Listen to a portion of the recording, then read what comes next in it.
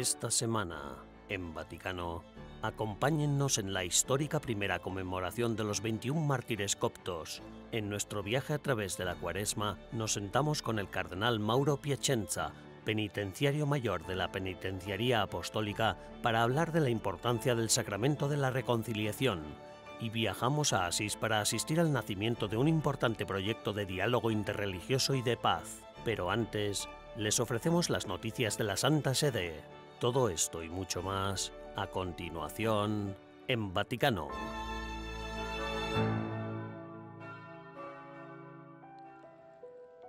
Son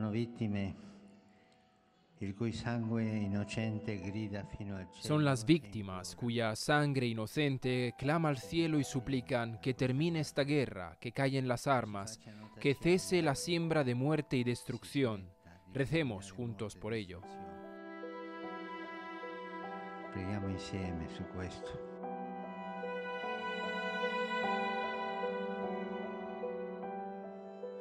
Han pasado 2 años desde que las tropas rusas invadieron Ucrania en la mañana del 24 de febrero de 2022.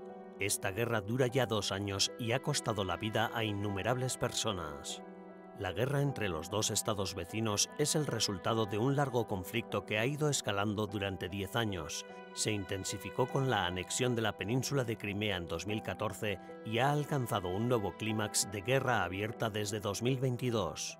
Desde entonces, no ha pasado una semana en la que el Papa Francisco no haya recordado el sufrimiento de los civiles en las guerras de todo el mundo. Sigue siendo inolvidable el momento en que el Santo Padre rompió a llorar de repente mientras rezaba por Ucrania en la Columna Mariana de Roma.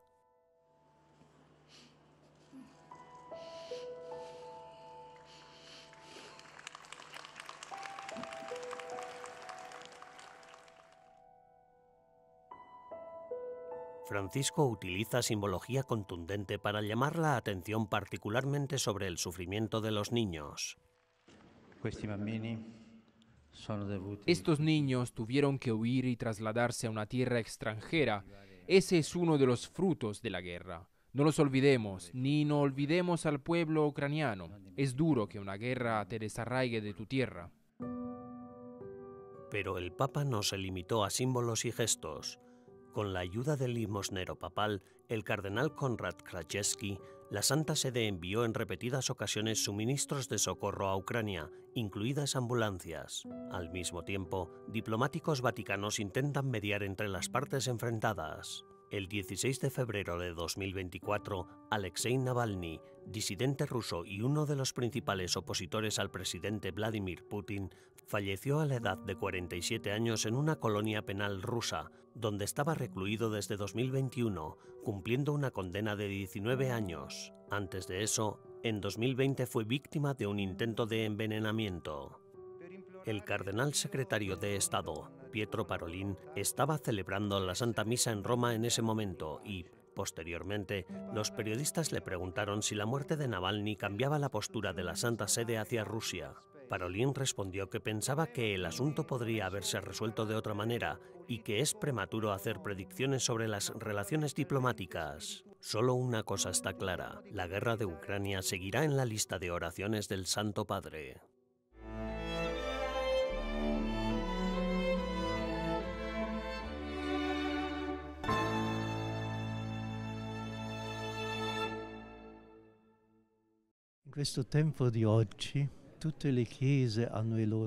En este tiempo presente, debido a que la fe cristiana es la más perseguida del mundo actual, todas las iglesias tienen sus mártires. En este sentido, podemos hablar de un ecumenismo de los mártires o de un ecumenismo de la sangre, porque el martirio se ha hecho ecuménico. El pasado 15 de febrero, las reliquias de los 21 mártires coptos asesinados por el ISIS en Libia fueron veneradas en la Basílica de San Pedro en un servicio ecuménico de oración que supuso la primera fiesta oficial de los coptos en la Iglesia Católica. Las vísperas vespertinas en el Vaticano conmemoraron el 9º aniversario del martirio de los 21 hombres que fueron decapitados por el Estado Islámico en una playa de Sirte, Libia, el 15 de febrero de 2015. El Papa Francisco añadió a los 21 mártires coptos al Martirologio Romano, la lista oficial de santos de la Iglesia, el pasado mes de mayo, Cuando el jefe de la Iglesia copta ortodoxa de Alejandría, el Papa Tewodros II, visitó Roma, el encargado del dicasterio vaticano para la promoción de la unidad de los cristianos, el cardenal Kurt Koch, junto con una delegación de la Iglesia ortodoxa copta, presidió la oración ecuménica en la capilla del coro de la Basílica de San Pedro. Esta sangre que los mártires dan por su vida no divide a los cristianos, sino que los une.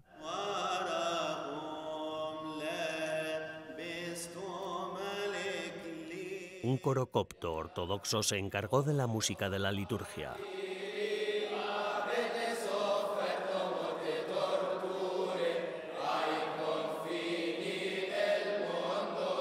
Tras el servicio de oración, la Filmoteca Vaticana proyectó un documental sobre los mártires producido por la Iglesia copta ortodoxa.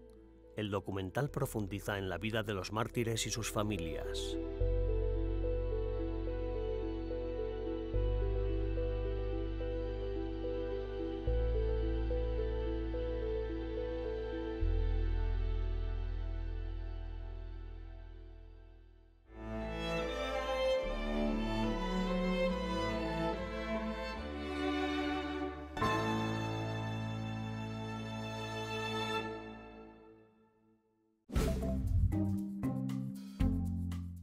Hola y bienvenidos al Vaticano al Día de esta semana, las noticias más importantes del Santo Padre y del Vaticano.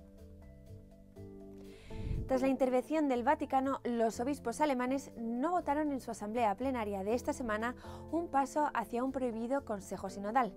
La Conferencia Episcopal Alemana había recibido una carta del Vaticano en la que se les pedía que no votaran la aprobación de un comité que está preparando el Consejo Sinodal. Como se indica en la Carta del Vaticano, se espera que los representantes de los obispos alemanes y de la Curia romana continúen su serie de reuniones sobre el camino sinodal. El pontífice quiere poner en marcha grupos de estudios sinodales para analizar las cuestiones clave de cara al sínodo de la sinodalidad de octubre. El Papa Francisco no especificó cuántos grupos se formarán, tampoco qué temas se estudiarán ni quién participará en estos grupos de estudio. Además, no constituirán directamente el material que se debatirá en octubre, ya que, según dijo el Vaticano, el sínodo debe centrarse en la sinodalidad. Xochitl Gálvez Ruiz y Claudia Sheinbaum Pardo, candidatas a la presidencia de México en las elecciones de este año, se reunieron en una audiencia privada individual con el Papa Francisco en el Vaticano. Las elecciones presidenciales de México están previstas para el 2 de junio de este año. Los ciudadanos elegirán no solo al próximo presidente, que sucederá a Andrés Manuel López Obrador, sino también a los nuevos miembros del Congreso Federal, así como a los gobernadores y alcaldes de los estados. La Embajada de Israel ante la Santa Sede emitió una dura amonestación a las declaraciones del secretario de Estado Vaticano, el cardenal Pietro Parolin, sobre el número de muertos civiles en la guerra entre Israel y Hamás. El cardenal Parolin afirmó que la respuesta de Israel al ataque de Hamás del 7 de octubre de 2023 ha sido desproporcionada. En respuesta a estos comentarios, la Embajada de Israel ante la Santa Sede emitió un comunicado en el que afirmaba que juzgar la legitimidad de una guerra sin tener en cuenta todas las circunstancias y datos relevantes conduce inevitablemente a conclusiones erróneas.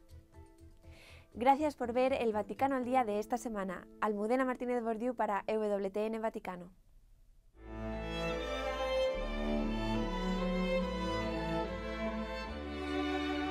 En breves instantes regresamos con más en Vaticano.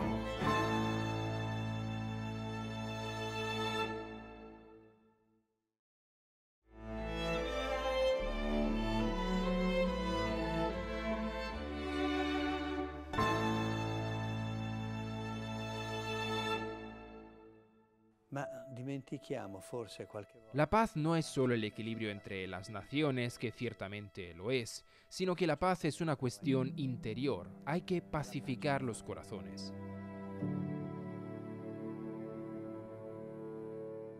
Acercándonos a la Cuaresma, Andreas Tonhauser, director de la oficina de EWTN Vaticano, conversó con el cardenal Mauro Piacenza, penitenciario mayor de la Penitenciaría Apostólica.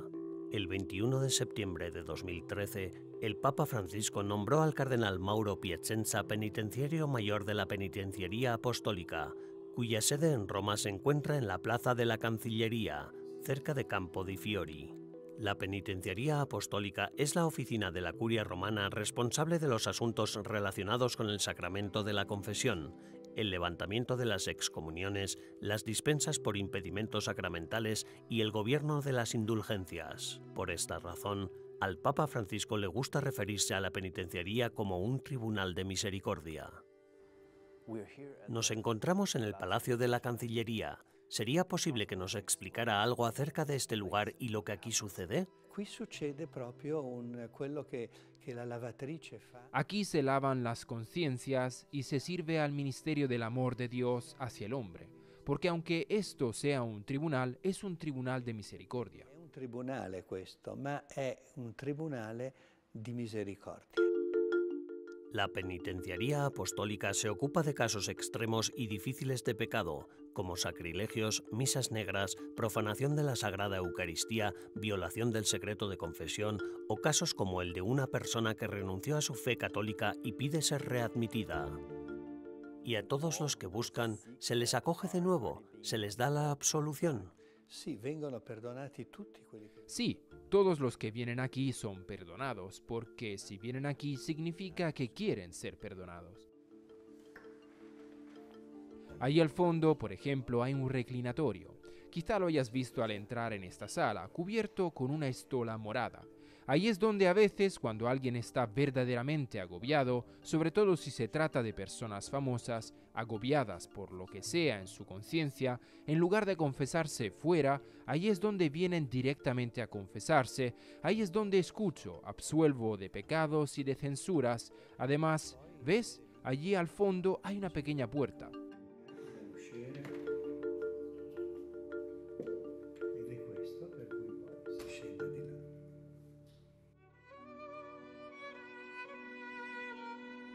Para experimentar la libertad a través de la confesión, el Papa Francisco invita a todas las diócesis del mundo a celebrar 24 horas para el Señor, una iniciativa cuaresmal de oración y reconciliación. Tendrá lugar en vísperas del cuarto domingo de Cuaresma, del viernes 8 al sábado 9 de marzo. Durante el evento, el Papa Francisco se confesará en la Basílica de San Pedro y también escuchará las confesiones de los fieles. El sacramento de la confesión, también conocido como penitencia o reconciliación, fortalece el cuerpo de Cristo mediante el don del perdón. La Iglesia se fortalece a través del perdón y este perdón puede abrirse al mundo entero. Durante la homilía del miércoles de ceniza, el Santo Padre nos recordó que debemos aprovechar este tiempo de Cuaresma para reflexionar y acercarnos a Dios. La Cuaresma nos sumerge entonces en un baño de purificación y de despojamiento. Quiere ayudarnos a quitar todo maquillaje, todo aquello de lo que nos revestimos para parecer adecuados, mejores de lo que realmente somos. Volver al corazón significa volver a nuestro verdadero yo y presentarlo tal como es, desnudo y despojado frente a Dios. El lema elegido por el Santo Padre para este año se inspira en un versículo de la carta a los romanos: caminad en novedad de vida. A nivel personal, ¿en qué consiste para usted una buena preparación para la Pascua? ¿Cómo debemos vivir un buen tiempo de Cuaresma? Considero que lo más esencial ahora probablemente sea redescubrir el contacto personal con la persona de Jesús.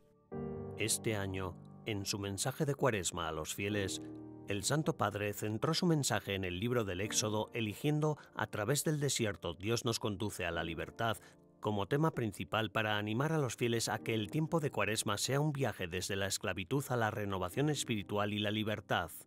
No olvidemos que la renovación espiritual debe comenzar en el confesionario.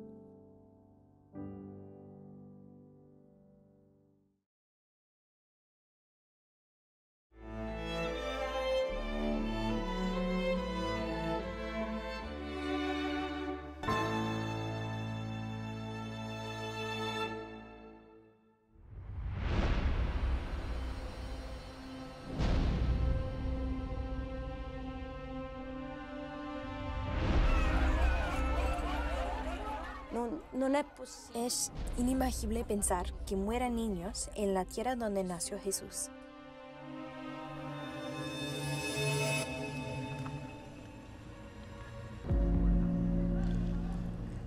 E non dimentichiamo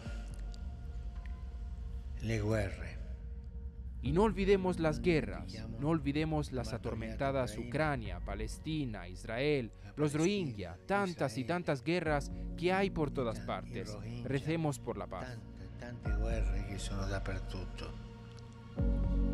Preghiamo per la pace. En la tierra del Señor, como en el mundo entero, urge la paz.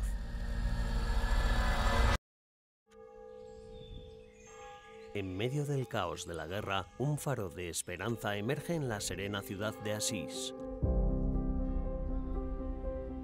Nacida de una profunda amistad, se alimenta de la experiencia compartida de individuos de distintas creencias que se reúnen en busca de sentido y comprensión. You can't have peace without friendship. No puede haber paz sin amistad. Llevo décadas siguiendo la situación en Tierra Santa. Ha habido muchos intentos de utilizar la religión para unir a la gente, pero llegó un momento en que esos esfuerzos fracasaron y no pasaron de cierto punto. Con los recientes acontecimientos del 7 de octubre, mucha gente se ha dirigido a mí y me ha preguntado que si se han paralizado nuestras relaciones, a lo que yo respondo en absoluto. Pero me preguntan, ¿y por qué no? Bueno, en parte porque nuestras relaciones no son exclusivas con Tierra Santa, pero incluso dentro de Tierra Santa, la razón es porque una vez que la amistad está profundamente establecida, las cosas externas no van a alterarla. Desde San Juan Pablo II, Asís, dirigida por el rabino Alon Goshen y apoyada por diversos representantes de la Iglesia Católica y líderes de otras confesiones, ha estado en el centro del diálogo interreligioso. Sé que algunos tienen miedo al diálogo interreligioso, pero a mi entender el miedo ha sido el primer compañero de la humanidad cuando no se tiene a Dios. Dell'uomo senza Dio. Io so che quando ho paura. Sé que cuando tengo miedo es porque me estoy escondiendo. Por eso creo que no debemos tener miedo de los hermanos y hermanas que tienen una expresión de fe diferente. Un'altra espressione di fede. Desde hace varios años, Asís es considerada como la ciudad de la paz y el encuentro. Asís es la ciudad del diálogo interreligioso, la ciudad del diálogo. Y por ello debemos dar gracias, sin duda, a San Juan Pablo II, que hace casi 40 años trajo aquí a todos los líderes religiosos del mundo para hablar de paz. Pero el mayor agradecimiento de Asís debe ir siempre a su ciudadano más célebre, San Francisco. Lo deve sempre al suo concittadino più famoso, San Francesco. En respuesta al odio religioso y a años de malentendidos, el rabino Alon Goshen quiere crear, en plena ciudad de San Francisco, un museo para el diálogo interreligioso, llamado Casa de la Amistad y la Esperanza. Verlo proprio qui ad Assisi, un luogo di questo tipo. Tenerlo aquí mismo, en Asís, en un lugar como este, puede garantizar aún más este espíritu de hospitalidad y transmitir la posibilidad de diálogo de manera más eficaz y visible. Además, ante todo será un lugar de oración. Así pues, ¿qué mejor que entablar un diálogo a partir de nuestra referencia al Señor? A partire dal nostro riferimento all'Altissimo. Vicino alla Porziuncola, se nasce questa realtà. Si esta realidad va a nacer cerca de la Porciúncula, es sin duda una señal de testimonio de que todavía hay hombres y mujeres que, y emplearía una palabra fuerte, luchan por lo que realmente importa. Combattono per quello che veramente conta.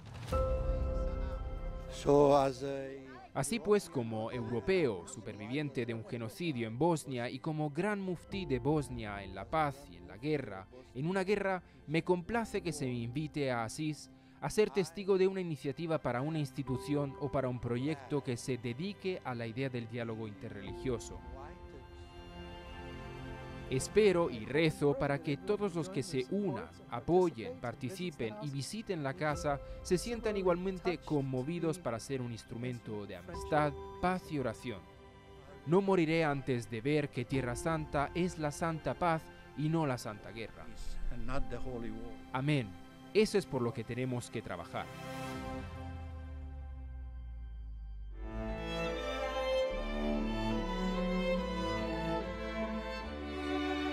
En breves instantes regresamos con más en Vaticano.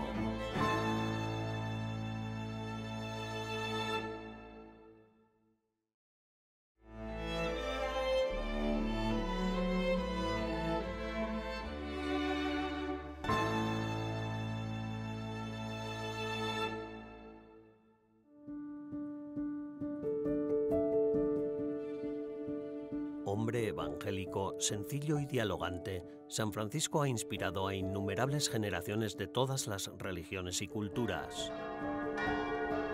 Esta es la Basílica de San Francisco de Asís. Comenzó a construirse en 1228, 2 años después de la muerte del santo, con el fin de señalar la ubicación de la tumba del santo, acoger a los peregrinos y crear un espacio de encuentro. Papa Francisco, desde su elección en 2013, ha viajado varias veces a Asís. En 2020, ante la tumba del santo celebró la Santa Misa y firmó su encíclica Fratelli Tutti, Todos somos hermanos, en la que el Santo Padre nos llama a amar a todos nuestros prójimos independientemente de su ubicación, educación o diferencias.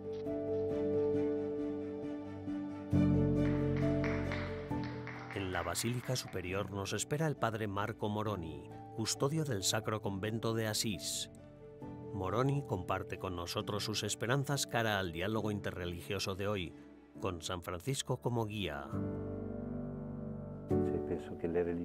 Creo que todas las religiones pueden dialogar y rezar por la paz. Así siempre ha desarrollado una sensibilidad ulterior en nombre de Francisco de Asís, que era un hombre de diálogo. Hay muchos lugares, muchas situaciones, muchas entidades que aquí encuentran la posibilidad de expresarse.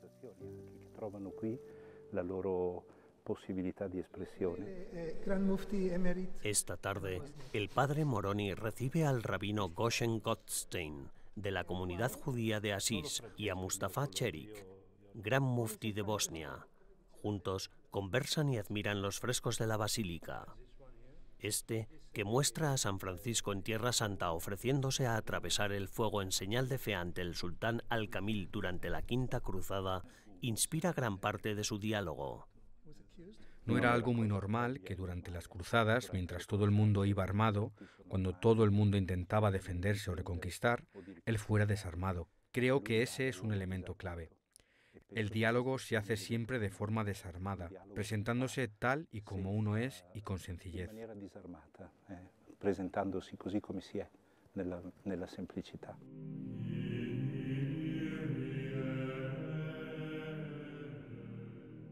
A finales del siglo XIII, Giotto y sus ayudantes pintaron un ciclo de 28 frescos en la Basílica Superior que representan la vida de San Francisco de Asís. Se trata de algunas de las obras más emblemáticas del arte medieval occidental y actúan como una película.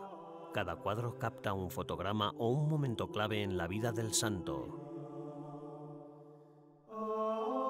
Algunos de los frescos ilustran su relación con el papado, entre ellos el sueño de Inocencio III en el que San Francisco sostiene la Iglesia, la confirmación de la regla de los franciscanos, su predicación ante Honorio III y el sueño del Papa Gregorio IX en el que el Santo Padre presencia y confirma los estigmas de San Francisco.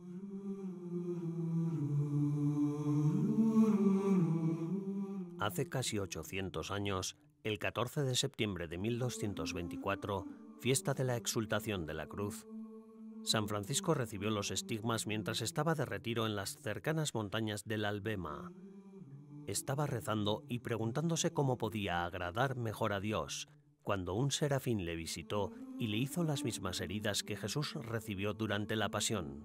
Y no olvidemos que San Francisco era un hombre sencillo que amaba la naturaleza y la creación. Aquí está predicando el icónico Sermón a los pájaros.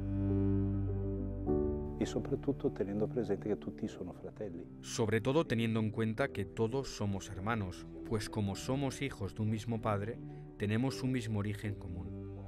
Todos los hombres y mujeres, también el resto de la creación. Francisco es conocido por eso. Era capaz de hablar con los animales y era capaz de conocer y encontrarse con cualquiera precisamente porque reconocía en el otro a un hermano y de ese modo nunca establecía barreras.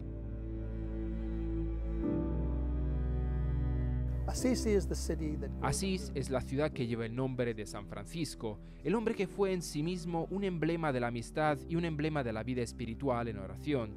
Y en estos tiempos que corren, lo que necesitamos es profundizar en ese encuentro espiritual.